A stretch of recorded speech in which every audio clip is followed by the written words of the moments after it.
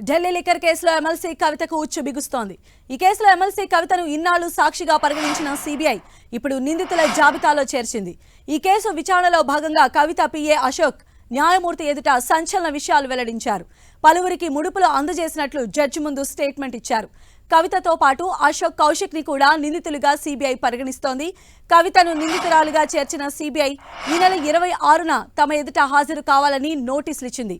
Section 41A కింద నోటీసులు జారీ చేసింది. ఇదే కేసులో ఇప్పటికే 3 సార్లు కవితను ఈడీ కూడా విచారించింది. సార్వత్రిక ఎన్నికల ముందు చోటు చేసుకున్న ఈ పరిణామంతో బీఆర్ఎస్ పార్టీకి షాక్ తగిలినట్లయింది. మాగుంట రాఘవ, కవిత పిఏ అశోక్ కౌశిక్ వాంగ్మూలాల ఆధారంగా రాబోయే రోజుల్లో చర్యలు ఉండనున్నట్లు తెలుస్తోంది. గతంలోనూ ఈడీ విచారణలో అప్రూవర్గా మారిన మాగుంట రాఘవ నగదు లావాదేవీలపై సమాచారం ఇచ్చినట్లు తెలుస్తోంది. ఇప్పుడు సిబిఐ కేసులోనూ అప్రూవర్గా మాగుంట రాఘవ మారారు. ఆయన ఇచ్చిన సమాచారం ఆధారంగా దర్యాప్తులో ముందుకు వెళ్తామంటున్నాయి సిబిఐ వర్గాలు.